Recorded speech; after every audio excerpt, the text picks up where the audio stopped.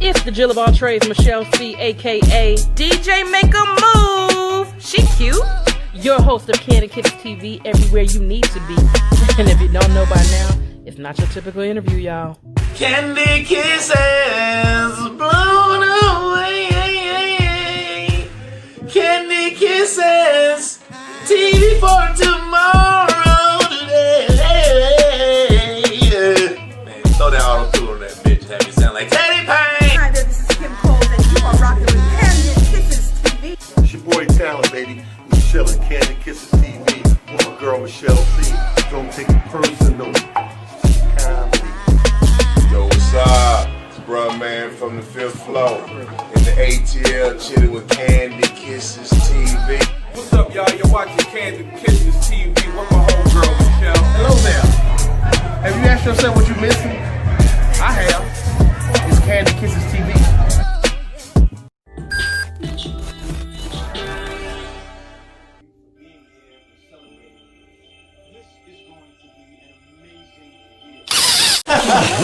And we're back. You don't agree with this. So You don't it's agree my with turn. this? So we are discussing what you've learned from getting cheated on her being a cheater. So I'm grateful that I don't have a lot of experience in this area, being cheated on and being the person to cheat on.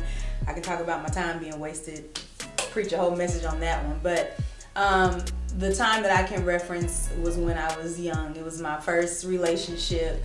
It was one that was kind of in high school and entered my young adulthood. And I was cheated on during a period of time when we were apart. I had moved away to California. He was still here in Atlanta. And I mean, we were kids. You know, now that I'm an adult, I don't fault him for that. We had a very intense relationship at a very young age, and we just didn't know how to navigate that. I'm pretty confident that my previous relationship, that he did cheat on me. I don't have any evidence of it. We also were long distance, so I'm pretty sure the distance attributed to any type of cheating that went on.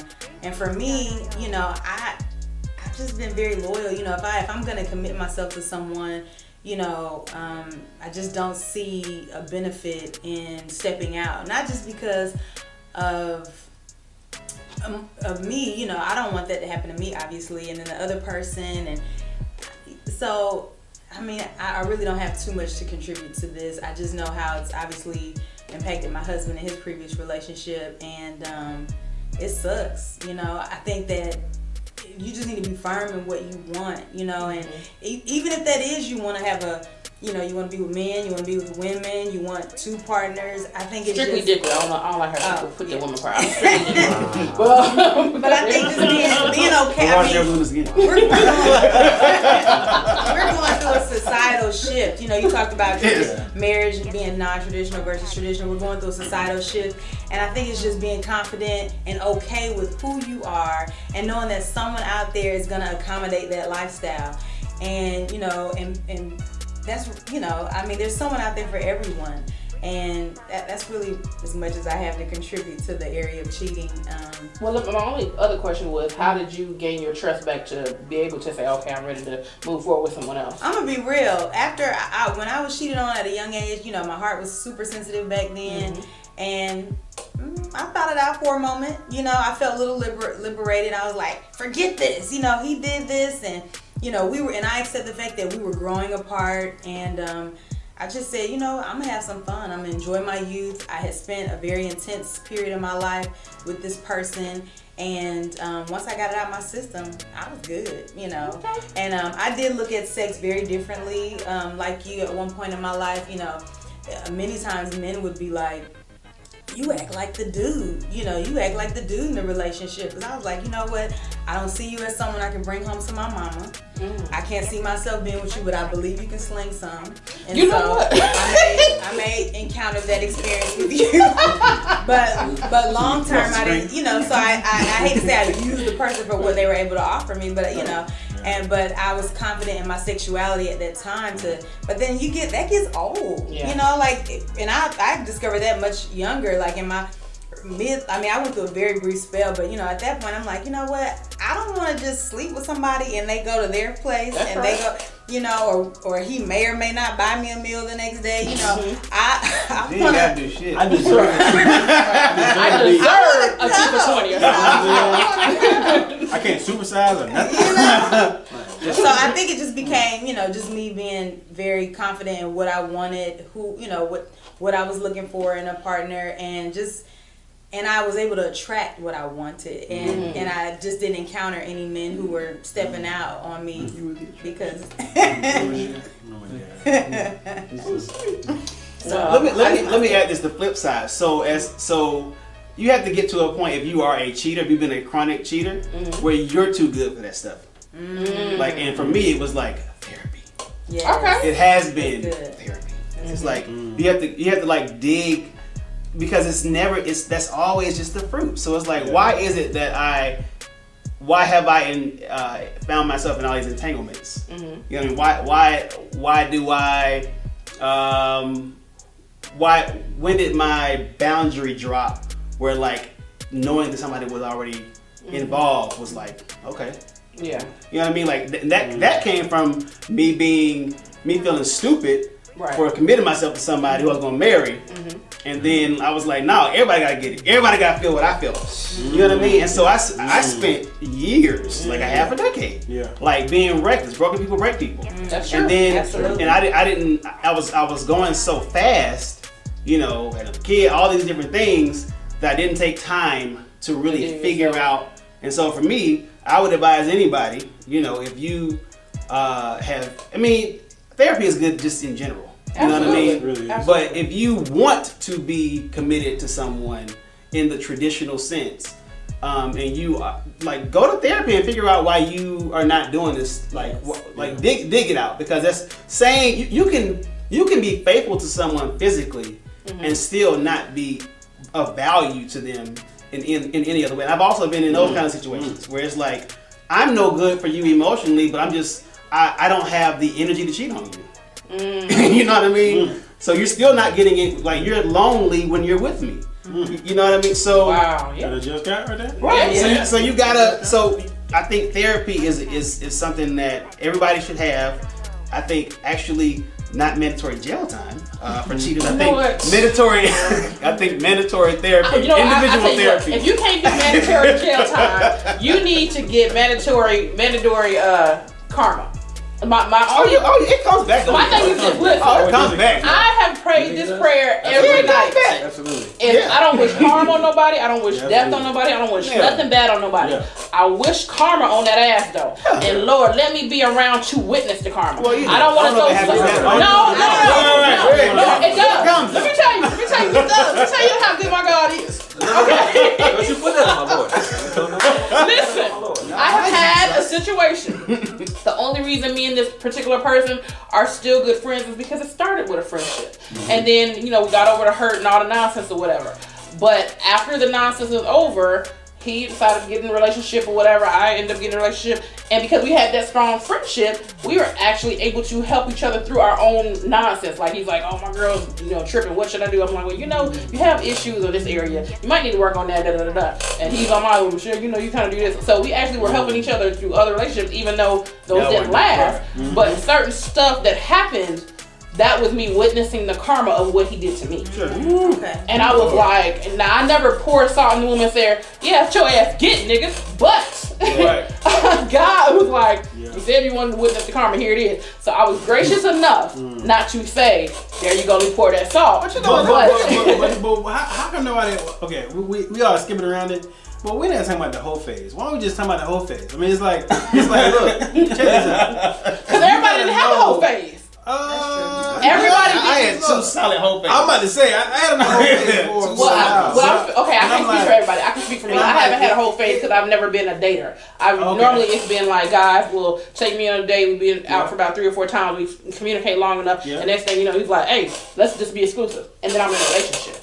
So I never really had a whole phase. So your whole, so with the exception of someone who is a virgin, right? Okay. Your whole phase could definitely be with 1 or 2 people. It doesn't necessarily have to be like a string of folks, right? Gotcha. But it could just be every nasty thing you could think of. That's very true. That you just want to get out. That could also be serial dating. dating for like those. Yeah, that's true. Okay. But I'm saying if you, Because they say men don't heal they hoes, so that's on y'all. and that's terrible. Don't heal. I mean, don't hold heal, nigga. No. You gotta heal, bro. You gotta, let me pause you. I don't wish karma. I wish healing on that person because because you don't want like you don't want somebody else to have to be the victim of like what you perceive as somebody else's karma because like these are I know specifically when I became a dog. I was 16. I bought this girl some roses. I really liked her. She thought I like this other girl, and she gave my roses to all the girls in this program that we were in, and made sure I saw it. That shit broke me. It like crushed me. I know her name. I know I never forgot that, and that was the beginning. That was the beginning of like your sister to beat her up. No, I'm just saying, but no. So like you don't want to. So then I turn around and I have this string of just like I'm not. You know, there are a lot of my exes that can be like, oh yeah, we're still cool. No, they probably be like, no, I'm, you know, dodge the whole nuclear. You know. I think one thing that the whole phase is obviously a thing, but even just how you were raised. To be honest with you, I mean, there was a quote that my mom would say to me, and her mother said to her, and it was the next one takes the last one's place. And I really had that mindset until maybe mid-20s when I really started to get heavily involved in church and really nurturing my spiritual life, where I was like, oh, okay, I've been thinking the wrong thing all this time unknowingly, and once I figured out, oh, this is the wrong pattern, I made a shift. And so I think that, you know, it's just about changing your mindset. But if you don't know that your mindset needs to change, you know, like we say, you're not responsible for what happens to you, but you are responsible for the healing and the growth from it. So I think it's just growth is the biggest thing. Yeah, and it you know, when you start to look at, you know, when you're in that courting phase or that pre-friendship or relationship, asking about your parents, asking about your upbringing, asking about your previous relationships, I think it's all in there. I think sexual trauma. Absolutely, because really you're finna when you marry somebody, you're marrying all that stuff. Absolutely. You know, I've met plenty of men that have been molested that I was just never knew of until they were open enough to have that conversation. And I'm like, whoa, I never would have. Yeah, you know. and again, this goes back to, you know, we got to make it okay for someone to not want our baggage, right? Like if someone tells you, if a man tells you, hey, he's molested by another man or whatever like that, and you don't want that baggage, it's okay. You know what I'm saying? And vice versa. Like, but we have this thing in our culture that makes it seem like someone's wrong. Yeah, like someone's wrong because they don't want to deal with your cocaine abuse or your old smoking crack habit. It's like, yo, somebody's for everybody, but I ain't it. Absolutely. I'm not taking no more broken people. Yeah, I don't know what it is about broken people that just say, hey, let me bring all my brokenness and just land it right in your lap. Yeah. It ain't for me. It ain't for me. The next relationship should be with your therapist. I mean, I cannot overemphasize that. Like, don't replace them with somebody else. Absolutely. Replace them with a therapist. Like, you know, and the thing to the broken piece, it's like everybody has something about their life that is not all together, but I want to see you working through it. It's when you're trying to get your body to a certain standard or whatever that you feel that it should be. You know, you have to tell yourself, you know, I'm not gonna trash my process. I'm not gonna like look in the mirror and be like, oh, you still got man boobs. You know what I mean? Because I'm working. I'm running. I'm doing push-ups. You know what I mean? Yeah. So I want somebody else who's in the mirror of their character saying, you know what? I have some forgiveness issues, but I am really like I'm trying to fix this daddy stuff I got because I'm really hard on men because I don't like my daddy. You know what I mean? Or I got issues with my mom, and this is why I don't think women are worth or just anything. Yeah. So like, I want to see you working, and then I will join you. In your work, I will support you in your work. Absolutely. But see, and I think what happens in my situation and in a lot of other situations is you don't even know the person's broken. Right. You look up and they don't got a foot. You know what I'm saying? And you like, whoa. Didn't know you. You know what I'm saying? You know what? Ooh, what about your head? Oh, God. You know? Oh, okay. We'll talk about it later. But you know. Okay. Oh yeah. I'm like, I didn't sign up for 1 foot. You know what I'm saying? Like I got let me choose the 1 foot. You gotta call it light foot. You got everything, you know what I mean? Like every stairway I gotta help you in. You know what I mean? You falling all the time. Like I need to know that. Like I need to know. You know what I'm saying? So I think folks forget. There's legit somebody for everybody. Like you ain't gotta lie. Absolutely. You know what I'm saying? There's somebody that's like ready to deal with your cocaine habit. It's like, you know what? I walked out of that thing. I ain't got no problem with that. Let's walk through this together. That's because they could have been recovering crackhead too. Yeah, you know what I'm saying? But don't make me a part of that process. I ain't signing up for that. And that's one thing. You know what?